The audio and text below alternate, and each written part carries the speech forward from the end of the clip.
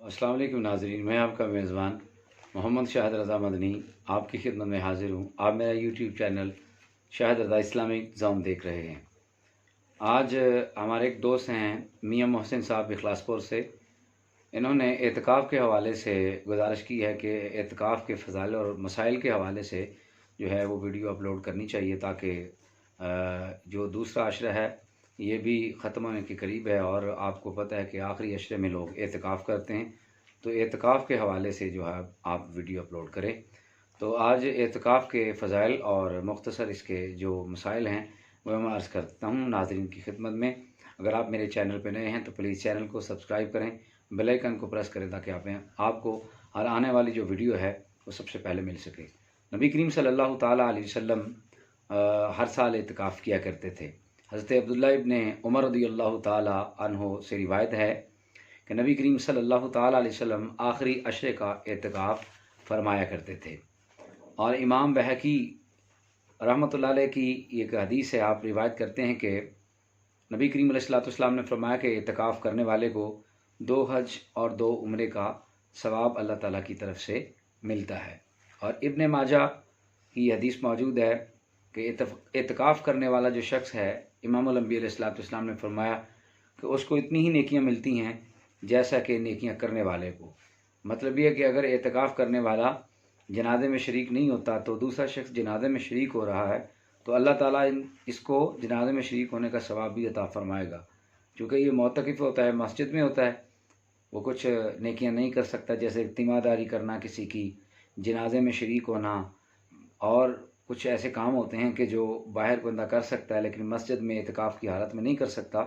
तो रिसालत में आप सल्लल्लाहु अलैहि वसल्लम ने फरमाया कि अल्लाह ताला मोतकिफ़ को वो नेकियां अता फ़रमाएगा, और जो नेकियां करने वाले को सवाब मिलता है वैसे ही मोतकिफ़ को मस्जिद में बैठे हुए भी इसका सवाब मिलता है।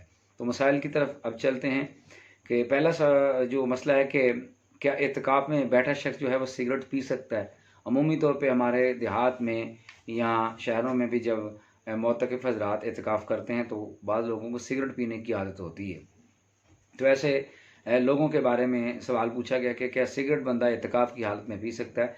तो एतिकाफ़ की हालत में बंदा सिगरेट पीने के लिए मस्जिद से बाहर नहीं जा सकता, क्योंकि किसी भी तबी और शरई हाजत के लिए तो बंदा बाहर जा सकता है, और सिगरेट पीना ना तो तबी ये उज़र है और ना ही ये शरई उज़र है। तो लिहाजा अगर कोई बंदा सिगरेट पीने के लिए मस्जिद से मुल्हिका शहर में जाएगा या मस्जिद से बाहर निकलेगा, यहाँ पे जहाँ जूते उतारे जाते हैं वहाँ पे बैठकर सिगरेट वगैरह पिएगा, तो इसका एतिकाफ़ फासिद हो जाएगा। हाँ, एक गुंजाइश है कि अगर ये शख्स वज़ू के लिए जाता है या क़ज़ाए हाजत के लिए जाता है, तो आने जाने में जो वक्त है और जो सफ़र है, अगर उसमें अगर वो सिगरेट इस्तेमाल कर लेता है तो उससे इसका एतिकाफ़ नहीं जाता। और एक और सवाल है कि एक शख्स कहता है कि मैं दूसरी मस्जिद में एतिकाफ़ जो है वो कर रहा हूँ, जिसकी वजह से जामा मस्जिद में चूँकि ख़त्म कुरान होता है तो मैं इस सवाब से महरूम रहूँगा, तो क्या मेरे लिए क्या हुक्म है। तो अगर कोई शख्स अपनी मोहल्ले की मस्जिद में बैठता है और वहाँ पे ख़त्म कुरान का एहतमाम नहीं किया जाता तरावी में, तो जो जामा मस्जिद है वहाँ पे तरावी की सूरत में ख़त्म कुरान का एहतमाम है, तो इस शख्स के लिए वहाँ पे जाके तरावी पढ़ना जायज़ नहीं है। हाँ, जैसे कि मैंने पीछे हदीस ज़िक्र की है कि नबी करीम अलैहिस्सलाम ने फरमाया कि एतिकाफ़ करने वाले को भी वही नेकियां मिलती हैं कि जो नेकियां करने वाले को। तो अल्लाह ताला की बारगाह से हुस्न ज़न रखना चाहिए और सवाब की उम्मीद रखनी चाहिए कि अल्लाह ताला इस शख्स को ख़त्म कुरान तरावी में सुनने का सवाब ज़रूर अता फ़रमाएगा। और एक और किसी भाई का सवाल है कि एतिकाफ़ जो है ये कितनी किस्म का होता है, इसकी वज़ाहत कर दें। तो एतिकाफ़ जो है ये बुनियादी तौर पे 3 इसकी किस्में हैं। एक वाजिब एतिकाफ़ होता है, एक सुन्नत एतिकाफ़ होता है, एक नफ़ल एतिकाफ़ होता है। वाजिब एतिकाफ़ वो होता है कि बंदा अगर कोई मन्नत मान लेता है कि या अल्लाह मैं इतने दिनों का एतिकाफ़ करूँगा, तो अगर उसने मन्नत मान ली और नियत कर ली तो ये एतिकाफ़ करना इतने दिन का उसके लिए वाजिब हो जाता है, ये ज़रूरी है। एक होता है सुन्नत एतिकाफ़, जैसे कि रमज़ानुल मुबारक के आखिरी अशरे में लोग एतिकाफ़ करते हैं, ये सुन्नत एतिकाफ़ है। और एक है नफली एतिकाफ़। नफली जो एतिकाफ़ है, और मस्जिद में बंदा जाता है जब थोड़ी देर के लिए नमाज़ पढ़ने के लिए, या थोड़ी देर वहाँ पे बैठता है, वहाँ पे नवैतु सुन्नतल एतिकाफ़ के अल्फाज दोहरा ले, तो ये इसका नफली एतिकाफ़ हो जाएगा। तो बुनियादी तौर पर फिर एतिकाफ़ की 3 किस्में हुई, वाजिब, सुन्नत और नफल। अब एक शख्स सवाल पूछता है कि कोई मस्जिद में बंदा मोतकिफ़ है तो क्या उसमें वो लिबास चेंज कर सकता है, बदल सकता है? तो जी हाँ, अगर आपको लिबास बदलना चाहते हैं आप, तो आप दिन में रोज़ाना भी लिबास चेंज कर सकते हैं, 2 बार भी कर सकते हैं, 3 दिन के लिए बाद भी कर सकते हैं। जब आपकी का ज़हन माने, जब आपकी मर्ज़ी हो, जब आप चाहें कि मैं लिबास चेंज करूँ, तो आप इसमें कर सकते हैं। लिबास चेंज करने में एतकाफ़ में कोई मसला नहीं आता और ना ही एतकाफ़ के सवाब में कोई कमी आती है। एक और शख्स है, उनका सवाल है कि मैं मस्जिद में 5 वक़्त की जिस मस्जिद में 5 वक़्त की जमात नहीं होती, तो क्या ऐसी मस्जिद में एतकाफ़ कर सकता हूँ? कोशिश करनी चाहिए कि ऐसी मस्जिद में एतकाफ़ ना किया जाए जहाँ पर 5 वक़्त की जो है वो अज़ान और जमात का एहतमाम नहीं है। और अगर कोई कुछ अशख़ास मिलकर एतकाफ़ कर लेते हैं, तो उनके एतकाफ़ की बरकत से वहाँ पे नमाज़ होना शुरू हो जाती है, तो वहीं पे एतकाफ़ करें। और अगर कोई अकेला शख्स वहाँ बैठता है, वहाँ पे नमाज़ बाजमात नहीं होती, तो वह उसको उस मस्जिद में एतकाफ़ नहीं करना चाहिए, बल्कि उस मस्जिद को तरजीह देनी चाहिए जहाँ पे 5 वक़्त की नमाज़ बाजमात होती है, और वहाँ पर ही एतकाफ़ करना चाहिए। अब एक और सवाल है कि मोतक़िफ़ का जो जहाँ पे जूते उतारे जाते हैं वहाँ पर जाना कैसा है? अगर तो मोतक़िफ़ वहाँ पे बग़ैर शरई उज़्र के जाता है, बग़ैर तबी किसी हाजत के जाता है, तो उसका इत्काफ़ फ़ासिद हो जाता है। चूँकि ये जूते उतारने वाली जगह है, इसको फ़नाए मस्जिद में शुमार किया है फ़ुक़हा ने। और जैसे वाशरूम हैं, या जूते उतारे जाते हैं यहाँ पे, या मस्जिद के साथ कोई मुल्हिका सहन है, तो वहाँ पे अगर कोई बंदा बिला शरई उज़्र उसको है, या कोई तबी उज़्र के सिवा जाता है, ना उसको तबी उज़्र है ना शरई उज़्र है, और वहाँ पे वो जाता है, तो उसका इत्काफ़ टूट जाता है। यानी ऐसी जगहों पे जाने से बचना चाहिए, ताकि आपके इत्काफ़ में कोई फ़र्क ना पड़े। अब एक और सवाल है कि जो एतकाफ़ है, इसके लिए जगह को घेरना कैसा है? कि जब हमारे भाई अक्सर मस्जिद में एतकाफ़ करते हैं, तो मस्जिद को घेर लेते हैं, कपड़े के साथ कोई खाना बना लेते हैं, तो इसके हवाले से क्या करना जायज़ है? जी हाँ, नबी करीम सल्लल्लाहु अलैहि वसल्लम भी जब एतकाफ़ फरमाया करते थे, तो आप या तो कपड़े से उस जगह को थोड़ा-सा घेर लेते, या खजूर के पत्तों के साथ उसको घेर लेते, और चटाई खजूरों की जो चटाई है उसको दरवाज़ा बना लेते। तो ऐसा करना बिल्कुल जायज़ है। हज़ूर अलैहिस्सलाम की सुन्नत है, इसमें कोई कबाहत नहीं है। बंदा यकसुई के साथ हमतन गोश होकर अल्लाह ताला की इबादत कर सकता है, तो ऐसा करना कोई खिलाफ़ सुन्नत नहीं है, बिल्कुल जायज़ है, हज़ूर अलैहिस्सलाम की सुन्नत है। अच्छा, एक और सवाल है कि मोतकिफ़ जो है वो नमाज़ जुमा के गुस्ल के लिए क्या अपने घर से जा सकता है? अपना मस्जिद से जा सकता है अपने घर? तो लिहाजा जुमा का जो गुस्ल है ये मसनून गुस्ल है, इसके लिए आप अपने घर या हमाम या फ़नाए मस्जिद में नहीं जा सकते। हाँ, अगर आपके लिए आपके ऊपर गुस्ल वाजिब हो चुका है, फ़र्ज़ हो चुका है, तो उस वजह से आप हमाम में भी जा सकते हैं और अपने घर में जाकर भी गुस्ल कर सकते हैं, लेकिन कोशिश करें कि जल्दी जाएँ वहाँ पे, गैर ज़रूरी जो है वक्त को ज़ाया ना करें। आप फ़ौरन गुस्ल करके वापस आएँ, लेकिन नमाज़ जुम्मा के गुस्ल के लिए महज़ जो है इत्काफ़ करने वाला शख्स नहीं जा सकता।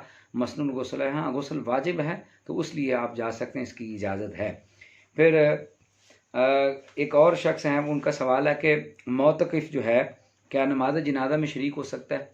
तो नमाज़ जनाज़ा में इत्काफ़ करने वाला शरीक नहीं हो सकता। अगर वो नमाज़ जनाज़ा में शरीक होगा तो उसका इत्काफ़ फ़ासिद हो जाएगा। चूँकि जनाज़ा जो है ये फ़र्ज़ किफ़ाया है, तो ये चंद लोग भी मिल के पढ़ लें तो अहले इलाक़ा की तरफ से ये हक़ अदा हो जाता है। तो लिहाज़ा जनाज़े के लिए मोतकिफ़ को जाना बिल्कुल भी जायज़ नहीं है। फिर एक और सवाल है कि इत्लाम अगर किसी शख्स को जाता है, तो वो मोतकिफ़ है, मस्जिद में इत्तिकाफ़ में बैठा हुआ है, तो उसके लिए क्या हुक्म है? उसका इत्तिकाफ़ फ़ासिद हो जाएगा, टूट जाएगा या नहीं? तो इत्लाम हो जाने से इत्तिकाफ़ फ़ासिद नहीं होता। उसको चाहिए कि वो वहीं से उठे और मस्जिद की चटाई या दीवार के साथ अपने हाथ मारे और वहाँ पे वो तयम्मुम करे, और तयम्मुम करने के बाद वो उठे और गुस्ल करे जाके। अगर मस्जिद के वहाँ पे गुस्ल खाने मौजूद हैं, वहाँ पे कर ले। अगर वहाँ पे ये सहूलत नहीं है, तो घर वालों से कहे कि वो मस्जिद में पानी पहुँचाएँ। अगर ऐसा भी मुमकिन नहीं है, तो वो अपने घर जाके भी गुस्ल करके फ़ौरन वापस आ सकता है। उसका इत्काफ़ फ़ासिद नहीं होगा, उसके इत्काफ़ के सवाब में भी किसी किस्म की जो है वो कमी वाक़या नहीं होगी। और एक और सवाल है भाई का कि औरत जो है वो क्या एतकाफ़ बैठने के लिए अपने शौहर की इजाज़त उसको लेना ज़रूरी है? तो जी बिल्कुल, अगर कोई औरत एतकाफ़ की नियत करना चाहती है, एतकाफ़ का शौक़ रखती है, तो उसको अपने शौहर की इजाज़त लेना ज़रूरी है। अगर शौहर की इजाज़त के बगैर एतकाफ़ बैठेगी तो उसका कोई एतकाफ़ नहीं होगा। हाँ, अगर किसी शौहर ने अपनी बीवी को एतकाफ़ की एक मरतबा इजाज़त दे दी और अगर वो बैठ गई तो दोबारा वो मना नहीं कर सकता। उसकी इजाज़त जो है, उसकी इजाज़त के मुताबिक ही वो बैठी है, तो वो अपने एतकाफ़ से नहीं उठेगी। एतकाफ़ की हालत में मुँह छुपाना कैसा है? आपने अमूमी तौर पे देखा होगा कि गाँव में भी और शहरों में भी यही है कि जो लोग एतकाफ़ बैठते हैं वो ऊपर से ना वो तौलिया या कपड़ा डाल के घूंघट निकाल रखते हैं। तो ऐसा करना किसी सुन्नत से भी साबित नहीं है कि बंदा अपना मुँह छुपा रखे और किसी से बात भी ना करे। बाज़ लोग तो बात भी नहीं करते, तो लिहाज़ा फ़ुज़ूल गुफ्तगू वैसे नहीं करनी चाहिए एतकाफ़ की हालत में, मना है। लेकिन जायज़ जो गुफ्तगू है, जो रूटीन में गुफ्तगू है, वो तो करनी चाहिए। ऐसे करने में कोई हर्ज नहीं है। बाज़ लोग जो हैं वो लिख-लिख के देते हैं। भई इतनी भी इस्लाम में पाबंदी नहीं है कि आप लिख के दें। जो आप की ज़रूरियात ज़िंदगी से ताल्लुक़ रखने वाली बातें हैं, वो आप बोल भी सकते हैं, किसी से सुन भी सकते हैं। अब अगर आपके पास फ़ोन है, किसी की कॉल आ जाती है, तो आप उसकी कॉल रिसीव कर सकते हैं, उसको जवाब दे सकते हैं। अगर आपको कोई ईमेल आ जाती है, आप उसका जवाब दे सकते हैं, आप किसी मैसेज का जवाब दे सकते हैं। ज़रूरी बिला वजह फ़ोन के साथ खेलना इस तरह जायज़ नहीं है। हाँ, ज़रूरी कोई ऐसी बात हो तो आप कॉल्स रिसीव भी कर सकते हैं, आप मैसेज का जवाब दे सकते हैं, आप ईमेल का जवाब दे सकते हैं, इसमें कोई हर्ज नहीं है। मुँह छुपा के और बैठे रहना और किसी से बात ना करना, ये दोनों चीज़ें जो है ये नहीं है। इसका सुन्नत से, एतकाफ़ से कोई ताल्लुक़ नहीं है। ज़रूरियात ज़िंदगी के तमाम जो मसाइल हैं, इसको मुँह से बोल के और किसी की बात सुन के उसके इस्लाम का जवाब दे के उससे छोटी-मोटी बात जो है, ये कर लेना जायज़ है, शरअन इसमें कोई कबाहत नहीं है। तो जो लोग एतकाफ़ कर रहे हैं, इस साल का एतकाफ़, अल्लाह ताला इस साल के एतकाफ़ को अपनी बारगाह में कबूल फ़रमाए और जिन अहबाब ने इस साल 2021 जो चल रहा है अप्रैल, इसके जो रमज़ानुल मुबारक के आखिरी अशरे का एतकाफ़ जो करेगा, मैं उससे मुल्तमिस हूँ अपने भाई से कि हमारे लिए भी दुआ करे, क्योंकि नबी करीम अलैहिस्सलाम ने उनके बड़े फ़ज़ाइल बयान किए हैं। वो अल्लाह के मेहमान हैं जो एतकाफ़ करते हैं। मैं उन भाइयों से भी दुआ करूँगा कि वो मेरे लिए भी दुआ करें और तमाम मुसलमानों के लिए दुआ करें और बिलख़ुसूस जो मुल्की हालात, बीमारी कोरोना की वजह से मुल्की हालात जो हैं ये इंतहाई ख़राब हैं और बीमारी की लपेट में हैं। मैं अपने मोतक़िफ़ीन भाइयों से गुज़ारिश करूँगा कि अल्लाह ताला से दुआ करें अपनी उम्मत मुस्लिमा के लिए भी, अल्लाह ताला उम्मत मुस्लिमा को इस बीमारी से महफूज़ फ़रमाए और जितने लोग इससे मुतासिर हैं अल्लाह उनको शिफ़ाए कुल्ली अता फ़रमाए। मैं अपने नाज़रीन से रिक्वेस्ट करूँगा कि ये जो वीडियो है इसको शेयर करें, लाइक करें। शेयर इसलिए करें कि जितने लोग अहबाब जो है एतकाफ़ बैठेंगे उन तक ये मसाइल जाएँगे तो आपको सवाब मिलेगा। तो जितने लोग ये मसाइल सुन लेंगे, आप भी बराबर के सवाब में शरीक होंगे। एक नई वीडियो के साथ दोबारा आपसे मुलाकात करेंगे, तब तक के लिए अपना बहुत ज़्यादा ख़्याल रखिएगा। अल्लाह आपका हामी व नासिर हो।